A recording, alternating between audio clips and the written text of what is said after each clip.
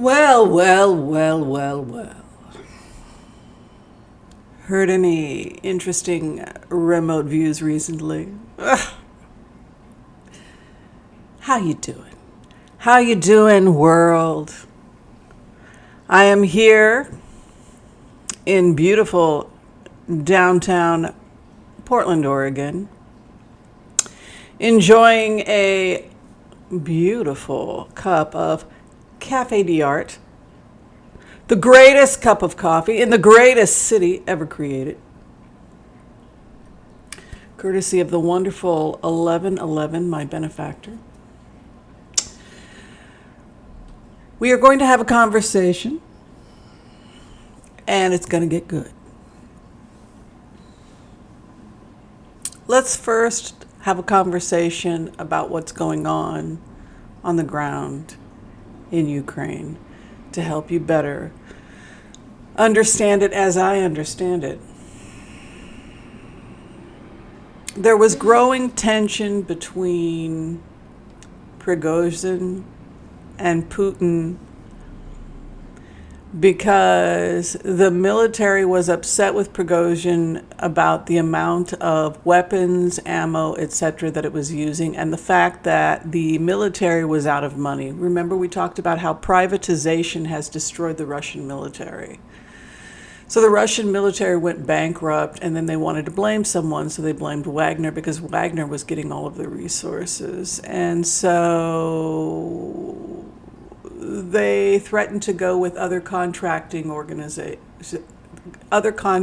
companies that were cheaper than Wagner. So there was a growing tension between Shogu, the cost of the war, the fact that Wagner kept wanting more and more ammo.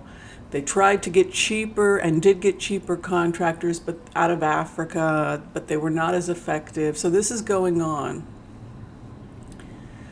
So then Prigozhin claims he took Bakhmut. He could barely hold it. He held it long enough for a photo op. And he thought that he was going to get paid for taking Bakhmut. So what's happening is there's this financial tension between, I'll move. There was a growing financial tension starting, did you notice that? That financial tension when you were watching the news, that was growing between the Russian military and the cost of maintaining Wagner. So at that point, NATO made contact with Prigozhin because they saw the growing tension. Representatives at NATO, mediators, respectful, went in.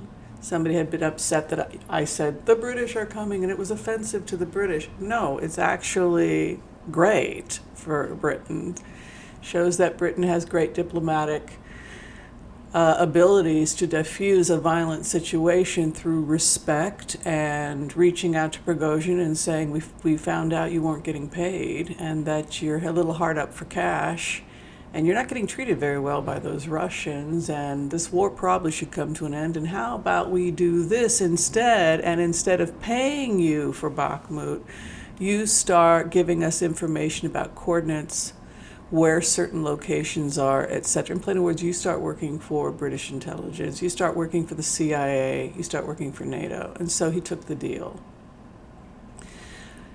And in order to do the operation that he's currently doing, that costs money. And you have to look at it like that. War costs money. Who is bankrolling him to do this?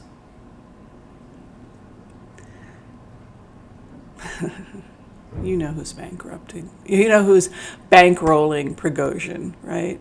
It's us. We're bankrolling. This costs money to do this, and we are the fuel, right? Okay, and so he's going in. Ideally, we'd like Putin to be captured. This is the kind of thing the CIA does. This is the kind of thing that British intelligence will do. They will go and they will negotiate situations like this. The relationship between Britain, by the way, and Zelensky is really, really good. It's excellent. It was excellent even before this recent prime minister.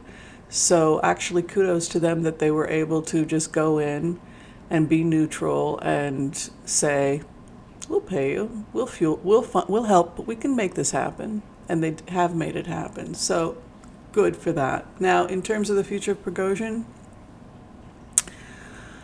I think that once he gets to where he's going to get to, it's really one of those situations where it's not sustainable because you can't have somebody like that in control of nukes. And so basically, it's going to be NATO in control of those nukes.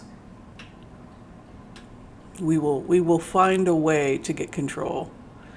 I don't know what kind of deal they're going to make with Prigozhin, but Prigozhin is surrounded by NATO, and he's going after Putin. So that ought to give you an idea of what we're looking at, and you know, don't be insulted if I say the British are coming when the British are the heroes here. Sorry if I was misunderstood. Okay, the second thing I want to talk about is the Trump deal. It looks like Trump is negotiating some type of plea with the Department of Justice, and so the Department of Justice is happy to delay the trial until December because it looks like Trump is about to flip. So that's going to be an interesting conversation for all of you. Is how do you feel about the fact that part of the reason why the DOJ is happy to delay, because we are looking at Trump flipping now. They are now actively negotiating certain things.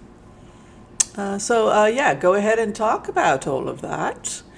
And I knew it, Dr. Anderson. I knew that that's why the DOJ was starting to say, sure, we'll wait till December. You wanted a speedy trial. Now you're saying, what changed? What changed was that the accused is a little bit friendlier to us when he's looking at a military prison. All right. God bless you all. Thank you all for your love and support of this channel. Please like and subscribe if you can to support this channel.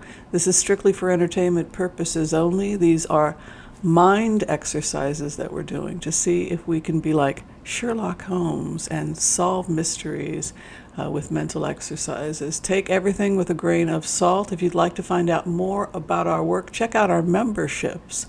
And we'll see you next time. Be well, everyone. Thank you.